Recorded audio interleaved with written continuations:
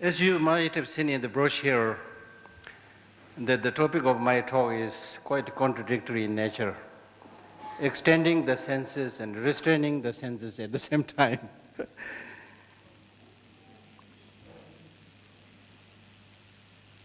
To give a larger picture, the topic of the whole conference is Cosmology and Consciousness. And the subtitle or subtopic on which we are having this conference is Knowing and Talking. Yesterday, people asked interesting questions about what is the connection between consciousness and cosmology. Of course, you cannot think about cosmology or anything else without the consciousness. So there is the connection. And especially from Buddhist viewpoint, the mind is the one that makes your destiny or mars your destiny. And therefore, the key point in Buddhist philosophy is exploring within and focusing within. And that's what I'm trying to do today. You will not see anything on the curtain, nothing outside. So I'm also even tempted to say that when I'm giving the talk, please close your eyes. I'm joking.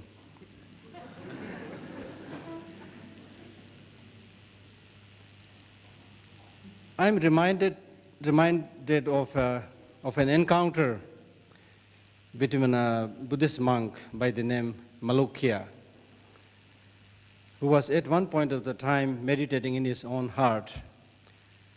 And he felt that the Buddha has been very compassionate to me and given to me lots of amazing, profound teachings. But still there are areas which he did not answer, so I'm feeling a little bit disturbed and unhappy. So I must go and ask him these questions, that I must get all the questions about the universe, cosmology, and everything. So those questions were, in Buddhism, what is known as the 14 unanswered questions. Whether there is a future life after the death, when did the universe come into beginning, and so on. So when he reached near the Buddha and asked this, shared his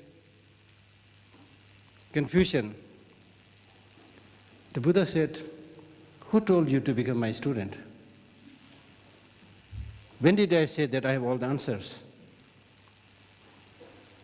Then indirectly give the answer by saying, suppose if somebody had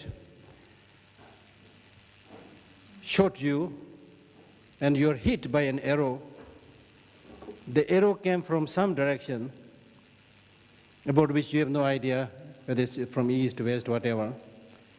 And the fact is that you are struck by the arrow and you are bleeding. So at that point of the time, what would you do? Will you immediately take the medical treatment? Or refuse to take the medical treatment by saying, let me first answer all the philosophical unanswered questions. Who shot the arrow? How tall the person may be? Whether he is a mustache or not? What is the bow and arrow made of? What was the speed? If you refuse to take the treatment by saying, unless I get all the answers related to this shooting, I will refuse to take the treatment, then before you get all the answers, you will be dead, or you will be in big trouble. So what would you do? Then the monk said, sir, medical treatment first. I suppose this is related to this topic, knowing and acting. While Buddha is not denying the importance of knowing, knowledge is very important, wisdom is very important. But it looks like what is even more important is acting. And he said that the world is full of suffering, sentient beings are terribly suffering, and we are in an urgent situation to get up, go and do things for others, to help others. I personally am very committed to doing things and encouraging others to do things, be it in solving the situation that Tibetans are facing today, or be it on a larger scale, solving the problems that the world is facing today. Instead of just talking from where the arrow came from and so forth, I think there are so many things we can do right now. Just few days back when I was giving this 5-day talk in New Delhi in the India Habitat Center, some people asked me the question by saying, Geshe, emptiness is so difficult. Then I said, don't make it as a fashion. It has become a fashion to people to say emptiness is so difficult, practice is so difficult. What did you practice which was difficult? Sharing a morsel of food to somebody who is hungry and dying is not so difficult. Extending and helping hand is not so difficult. Smiling is not so difficult. So many things you can practice, start practicing, through which you can gradually not only transform yourself and transform the whole world. So acting out of these two, knowing and acting, I would emphasize, because of the urgent need of the situation that is prevailing today in the world, acting is important. Whenever I give talk to such gatherings, I tell people, especially not this kind, but other kind of talks, especially Buddhist talks that I give, when people are there and I tell them that we need to practice now, not just listening. Because those people who come to such talks, they're already good people. Terrorists are not there. Probably people with different bent of mind will not be there. So you're already good. You already know so many things. But the roadblock is you are not doing, you are just talking. Compassion is not for talking. Wisdom is not for talking. Therefore, cultivation through rigorous practice. So to come back to this question of 5 senses, to make it a little bit more diction, I will probably read from here. Buddhist philosophy is based on the law of nature. As such, logic and reason that engages into the power of nature is extremely, extremely crucial. Even in your mundane, ordinary daily life, use your common sense, use logic and reason. Don't just follow the flock. It's extremely important. Especially in terms of establishing the object of knowledge, Buddhism has selected those areas of knowledge which is very crucial in our life and well-being, and has not tried to explain everything that is there in the universe. The object of knowledge established through logic should also be of such nature that ultimately one should be able to directly experience it. You develop a knowledge, develop a wisdom.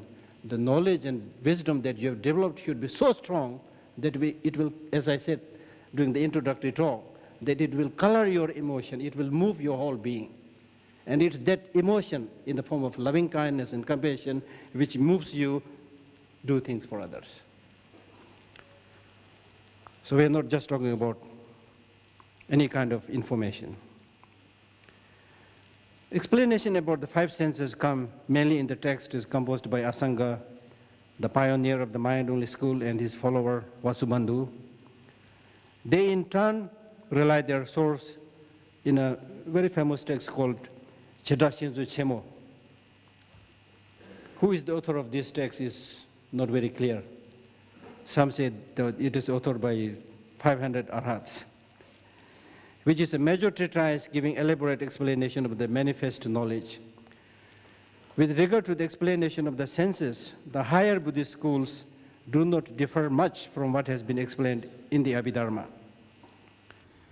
The 5 senses come within the class of form, and form, when we say form, it generally refers to that conditioned phenomena which can be obstructed and which can be hindered by other forms. However small and minute it may be, it can still be obstructed.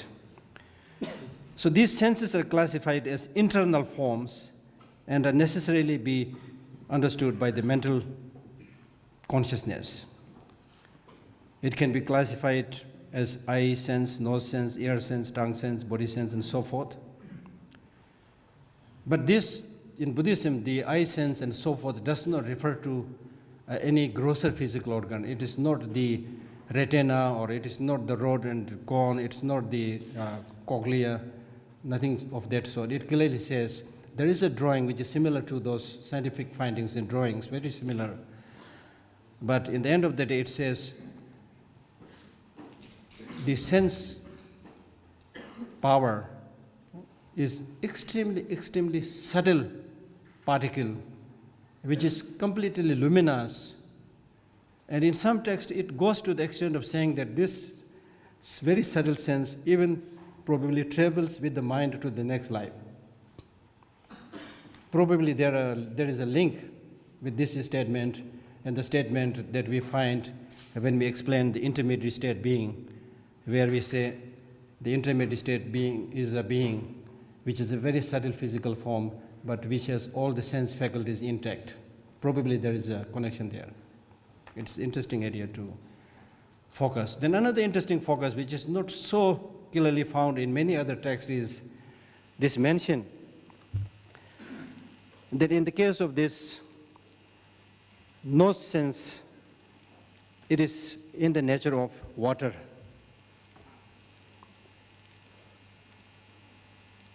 And in the case of the eye sense, it comes from the quality of the nature of the fire. So these five senses are, again, related to the different five elements. Again, to me, clearly saying that they are, however small, minute, clear they may be, they are again related to the elements. So that makes sense, because everything arises from the elements, subtler elements, to the more grosser elements.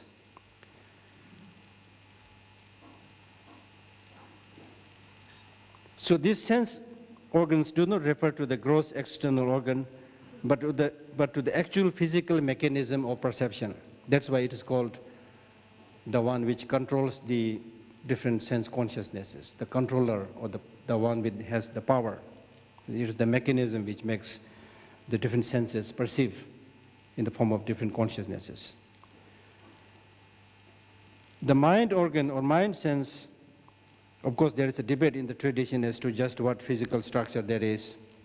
But in general, the mind organ and thought are treated as a sense and its object, because that is how they appear in experience. For example, we feel that we perceive our thoughts with our mind, just as we perceive a visible object with our eye. Despite that atmosphere of debate that surrounded some issues, there was unanimous agreement on the more experientially direct claim that each of the senses, eye, ear, nose, tongue, body, and mind, had a different consciousness. That is, at each moment of experience, there was a different experience as well as a different object of experience. And of course, there is agreement that no actual self has to be found in consciousness, either in the experience or in the object of experience, or the mental factors binding them together. So again, the self remains very elusive. These six senses are important, because when we talk about a body and mind, it really means that one has the six senses. Because even in brief situations, for example, eating a piece of fruit involves moments of each of the six sense consciousness. One sees, hears, tastes, smells, touches, and one thinks. Now what is interesting here is the animal also develops the use of the five senses. Man in his animal body has this same use. So that raises the question, what is it that distinguishes us from animals? But human beings are raised above it by several important differences: his faculty of speech, his erect physical posture, and the dramatic fact that in the sphere of mental operations, he is able to achieve what no animal can achieve. The grand difference between beast and man is difference of mind, sophistication of mind, which is in a way demonstrated in the structurally more complicated brain of a human being, as is explained in science. In the use of the five physical senses, other species of animals and birds have much more capacity than us. We need to realize this. We need to rely on many of these instruments that science has invented, but many of these animals, without relying on any of these instruments, they're able to perceive things much, much better and much, much clearer. Yet the reasoning intelligence and the creative imagination of a man are far superior to and far more valuable than the instinctive intelligence of any animal. For his intelligence enables him to invent a ingenious telescope which permits him to see what even the eagle cannot see. And his imagination enables him to recreate the physical world in his own way and thus construct an amazing aeroplane in which he can outfly the fastest bird. His power to reason out and his capacity to premeditate a course of action, imagining its probable consequences, also segregate him. Animals, birds, fish, and insects can all enjoy gross physical pleasure. This is another important point that I would like to highlight. But cannot enjoy aesthetic pleasures such as those of painting, music, and deep internal reflection and so forth. So this shows clearly where should we pay more attention and focus if we are to distinguish ourselves from animals. His potentialities enable him to reflect upon his own significance and engage in not only physical realities but metaphysical thoughts. It is only human beings which can reason abstractly and feel the need to understand the truth and turn away from error, to judge appearances and not get carried away by tempting appearances. There is no other road confronting science than the road leading from physical to metaphysical truth. As and when you go deeper and deeper, probably it looks like once again, at one point of the time, science got separated from metaphysical things and came to pay more attention to the physical reality. Now more and more you engage into understanding the deeper realities of the nature, it looks like, again, you will not find a road that would not lead from physical to metaphysical truth, from observation made by the senses to illumination found by the mind. Our great sages and thinkers say that real happiness does not come from us, from our sensual pleasures. Gratification of the senses, according to them, leads to more desires which actually act as a fuel to the fire. What science has done, this is the reality, I'm not criticizing. What science has done is extending the scope of and reach of the senses. By doing so, it was able to help perceive things which our ordinary senses could not, but through that it has also supplied more fuels to the senses which were already burning. Even by observing the ordinary engagement and the obsession with the sensual objects, the Buddha had to, that was before science invented these machines, the Buddha had to acclaim, the world is on fire. Imagine what the Buddha would say if he is in New York today. Because desires are like the rubber band and stops only when it breaks. Will you sit in a car if it has no brakes? So what I'm trying to say is that it's important to pay attention to the controlling energy. You call it mind, you call it brain, rather than just the senses. So how would you ensure that the senses do not go wild? Technology has supplied us with the means of communicating thought in ways that would have astonished our forefathers.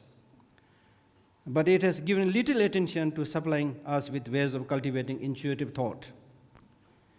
We may telephone from New York to Mumbai, but it's not so important that you are able to phone.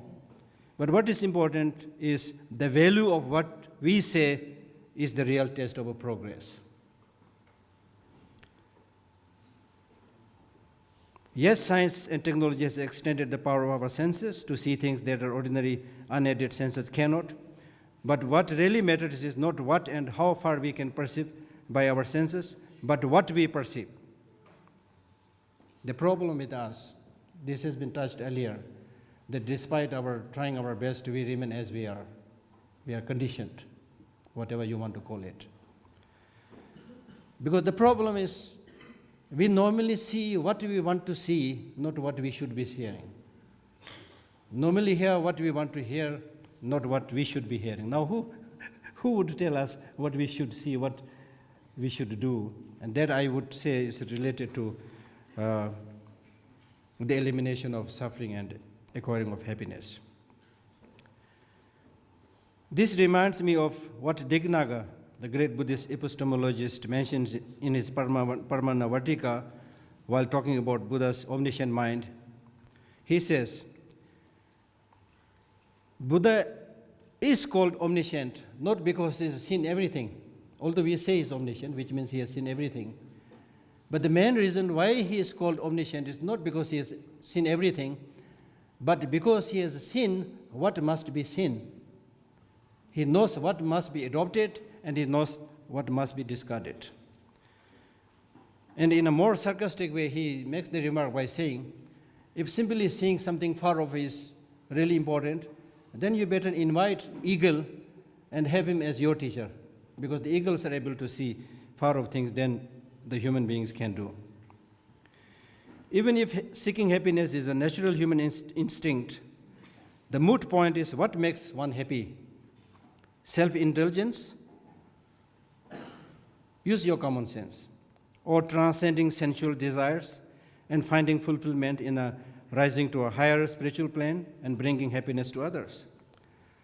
While acknowledging the needs of the senses, if we let the senses go wild without restraint, that's why I'm saying restraining is important. In fact, it is one of the preconditions for the Buddhist meditators, that restrain the senses, have moderation in your food, engage in yoga. So there are several preconditions. So because if you don't restrain them, we'll be engulfed by fires of suffering. We do not need any example better than the way we run today in the pursuit of sensual objects. We equate fleeting pleasures with the lasting happiness, and to some extent get so addicted to these superficial pleasures that we do not get time and have no interest to look within the real source of long-lasting happiness and peace. True to the fact, you do not find reliable happiness in things outside of you, whether you like it or not. This is the bitter truth. You will find that long-lasting peace and happiness within you. But still you think that maybe I'll get happiness from this object. And then you use this object for some time, not finding happiness from there, you change the object. That's why not only people are now moving from one object to another object, they're also moving from one wife to another wife, one husband to another husband, changing everything. Thinking that from just changing the external situation, you will be happier and you will get that long-lasting peace and happiness.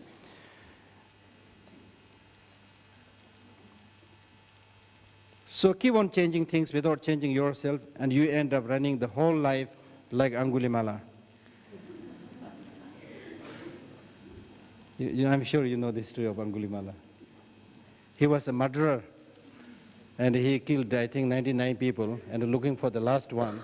And on that day, Buddha intentionally appeared closer to him. So Angulimala was chasing Buddha and said, "Look, halt! Are you not scared? The dreadful murderer Angulimala is chasing you." Then Buddha stopped and smiled and looked back and said, "It is not me who is not stopping. It is you who is not stopping." True. So we are like that Angulimala. So as a result of running around like Angulimala, what we got is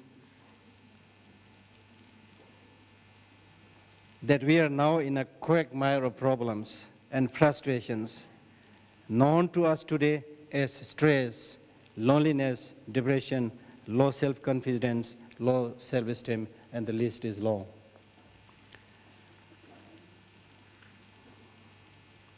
Okay with time? 10 minutes, lucky. So time and again, the restless mind had run and chased after sense pleasures and worldly relations, seeking company in relationship, not knowing that they are short-lived and not the reliable source of peace.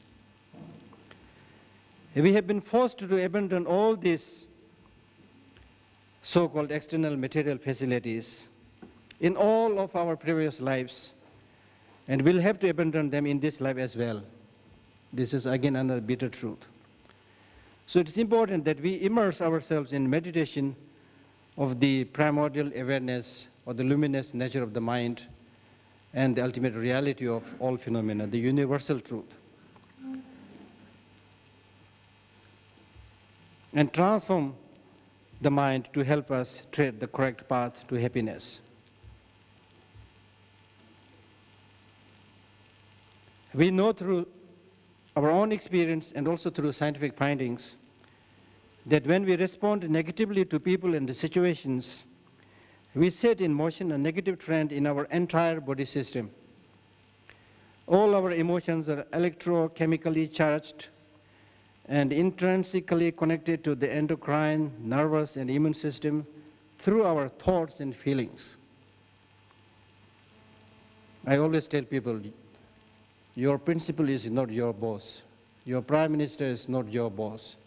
In the true sense of the term, your mind is your boss. So it is a challenge for you what kind of boss you want to elect. A negative, disturbed state of mind which hijacks your life, which terrorizes your life, or mind that would bring harmony, peace, lucidity, and calmness. The choice is yours. So if the systems are negatively charged, they set in motion a chain of negative reactions. In Tibetan we say, "Kange lugu gyudu nyawa." Hence we need to respond carefully to situations in life, even from the viewpoint of the survival of the fittest. The use of violent, murderous force against other creatures merely to support and nourish existence is natural and proper in a beast, but I would say it is immoral and improper in a man. Imagine, with all these dangerous, sophisticated machines in our hand, if we, in the name of survival of the fittest, start killing each other, which is unfortunately happening in many parts of the world today. So imagine what will be the end result. Such supposed human attributes as anger, greed, hate, and desire, and the desire for revenge are really animal ones. So again, it's your choice whether you want to become a sane human being or insane, destructive animal. In war, they find the worst and fullest expression. I suppose I don't need to read everything.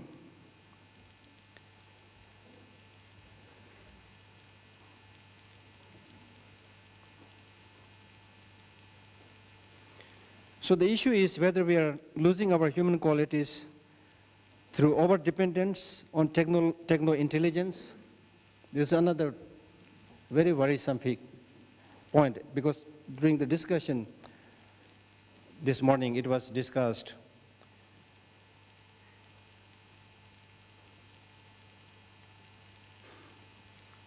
It was an interesting question where you asked this question that whether spirituality or contemplative tradition is progressing at the same speed to that of the science. No, it is not. To me, I would say it is not. Because again, it's very much related to the human weakness, that what is outside you, when it's something that you can play with and fiddle with, you easily go there. When you talk about contemplative practice, spiritual practice, you need to go within. You don't like to go within. It's lonely when you're not used. But then does this justify to say that we should go more and more for the external material progress and forget the inner values because there are a lesser group of people doing this? No.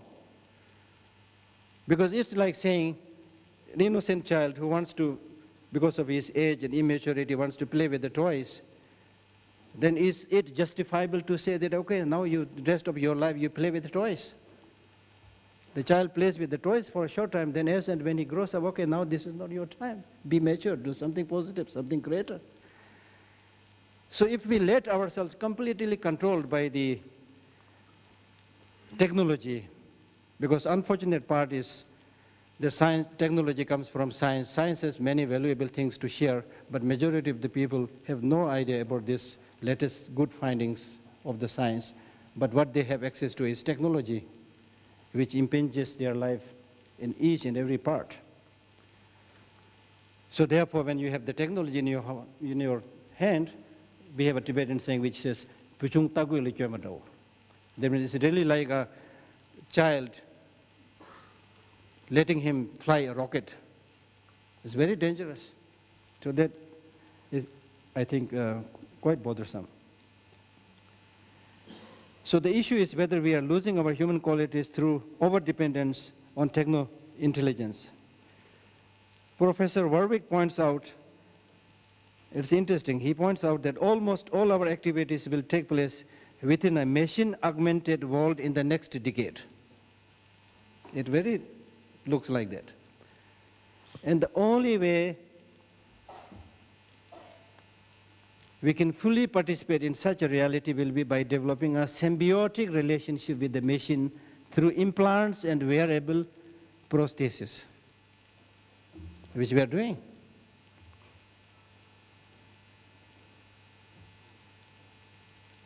Another problem is spirituality, and thereby religion, in one sense, has been legislated through ethical directives, while the cyberpunk may give in to unregulated fantasy in the name of getting knowledge and in the name of giving freedom.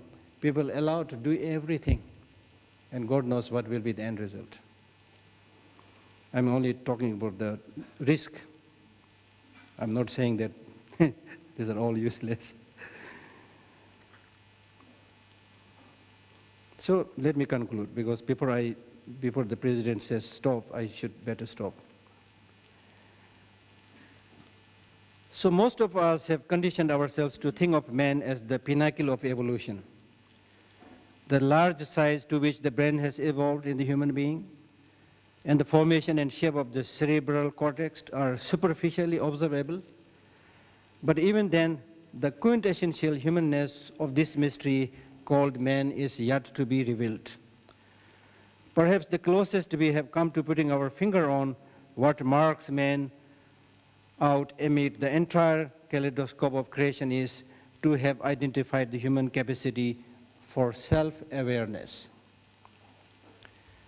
Man is not only aware of what happens around him by virtue of his faculties of perception, he is also conscious of the fact that he is capable of his own awareness of beholding himself in a mirror. It is because of this unique human capacity for self-awareness that ancient seers emphasized the supreme importance of knowledge of the self and the mind. And what is the true nature of the self? The elusive, evanescent, and esoteric nature of the self is much more mysterious to unravel than the invisible atom, the fundamental building block of the physical world. If I look at the Buddhist process of knowledge, a Buddhist subject called awareness and knowledge is a very important subject taught to the monastic students much earlier on. And even if you look at the epithet of the word Buddha, the Tibetan equivalent Sangye, which means someone who is fully awake from ignorance and who knows everything. When we say the enlightened Buddha is fully awake, it also has, unfortunately, the implication that the rest of us are sleeping. Of course, you will say, I'm not sleeping, I'm participating and listening to the conference. But you are not awake from the deeper sleep of ignorance. So the extension of knowledge has to be done by fine-tuning the mind and empowering it, and not just by relying on machines and helping the senses to see things far off. And how can we transform, how can we do that? There is no magical solution. As His Holiness the Dalai Lama says in his latest book, Beyond Religion, it should be done through a combined use of common sense, something that is sensible to everybody, understandable to everybody, common experience, and scientific findings, unbiased scientific findings. In this way, if you are truly convinced of the truth and what is going on around you, perhaps there is hope that we can change and we can become better. Thank you very much.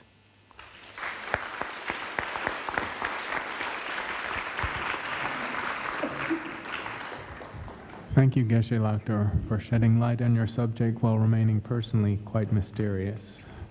Invite the Geshes to ask questions.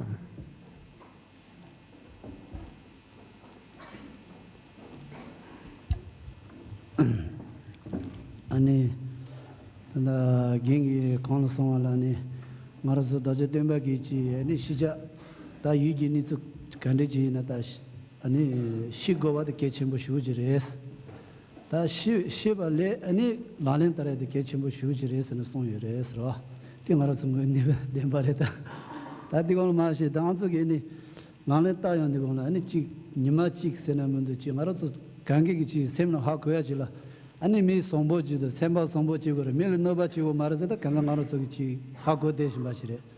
제가 드리지는 다밀 셈바 송보지에서 긴기 당에서 와는 저지 님 갑드지 때야도 들리라고 좀 말어서 되지. 아니 제토그레스 얘는 다 남자 진도지 마 쫑는 로고 되고라.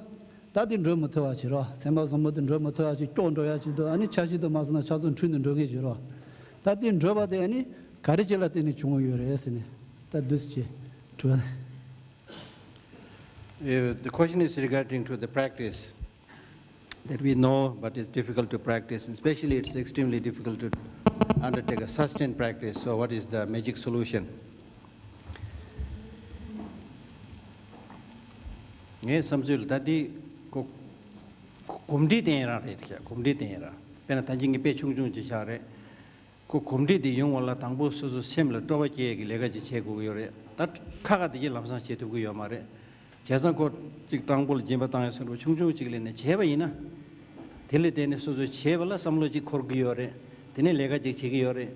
Du se ne pagi dila jik ko gasur chungdu yang suzu li di ji chung. Du se jene ene kumdi di ende ta keche kyo insare. Ta makom na samlo nangla ta ti che gu duwa, ti re duwa, sem sangpo che gu da, hien sangma hien ma che na. Ene de yungu yo samar, de lamsan gozu ge ji insare, da nge chigi yo sege me ji dan insare. Inji tambe ji yore. Charangi karasa warda. Sozu ge kare che towa de la samlo tane, ta nga dinde chi ji do samne gani digres. Nge dinde hingi yo dinde che do samne digres. Ina mig de chigi mares. Charangi kare che men de la sigres ye jore. Ti do ra ji re cha ta ko ko tanda peta chikda sinik de tumba senare tetan tingsan jikde ngosu tumba senare ko ngola kon ngado nangcho ge da semen rodan chena thongwa ngunjur ti keshim bu segi yorwa tese thongwa yoba chigi tingdi chuzo de tumba khari tholena tine kali ko ya saba du so da nyamdu roya da during the roya khari na da tine raje men ro ta komdi te sir so I'm basically saying it's getting habituated, because if you don't start you will never get habituated. So when it comes to doing good, you don't have to start with a revolutionary, drastic step, but to start smiling with somebody, making his life easier, and give a morsel of food. And to do that, you need a little bit of good motivation, you need a little bit of action. And if you do repeatedly these things, then you get accustomed to it and you will act naturally. But if you never start and keep on thinking that I can do, therefore I am doing, if you are under that illusion, then I said, this is similar to what somebody said. You judge yourself, but what you think you can do, but other people will judge you what you have done. So we need to demonstrate and show a little bit of that. Yeah. The Samola Dashi Dilisha Badan Chachi and Kishila Nazo number Sanji Bishungi Karsons, Jiten de la Chin Jiten, Nangi Juten Sag, Nitani Dosna, Ninam Shani Goni, Nisungurwa.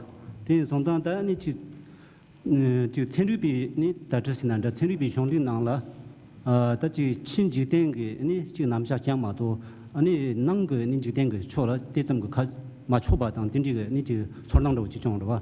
Then sometimes Nanga Nijitenla, Machobi Jijin so the Banana Chinjitanga, that ye in Ibo Nilitilla Jetangla, Wambonga Yilan Jutsu, and in Namja Kona Zamjimato, Yiji number she was a and dog maybe.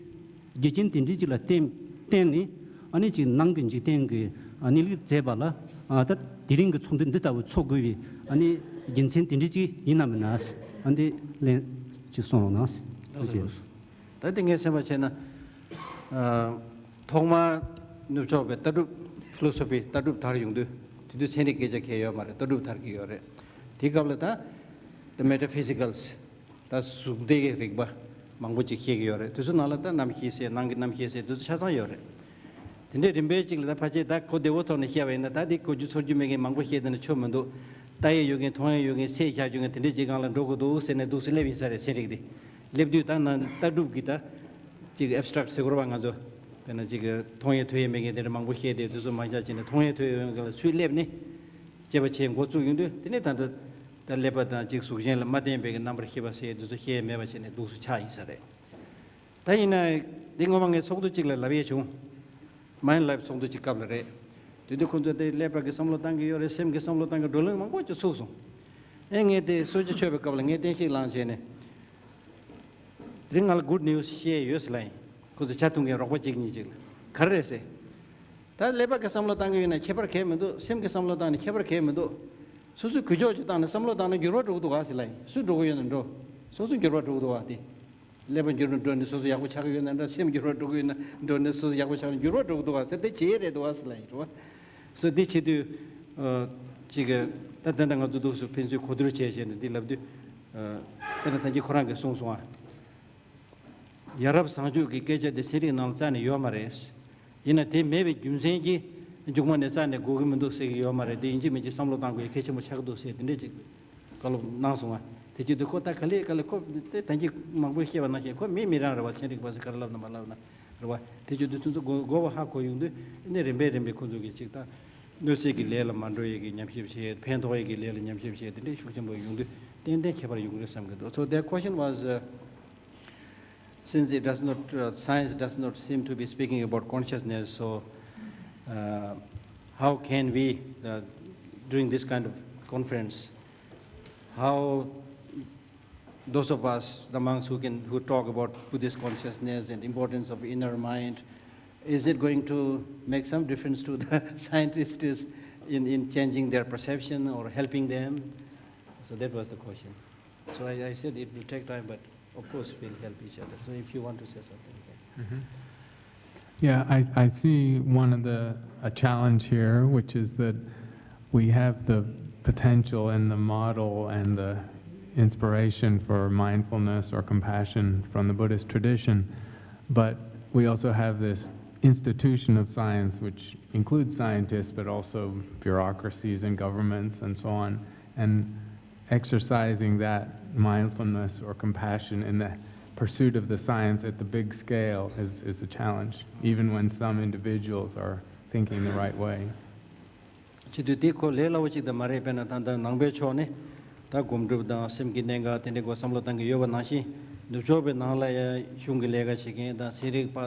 Any make gerba to so magbuki ko seri ki lega chidu de kanju mujung mai ba chen tin he ten chi phendo kari do mundo ti che gore se jine ko le lo chik mare den ru yo re sik do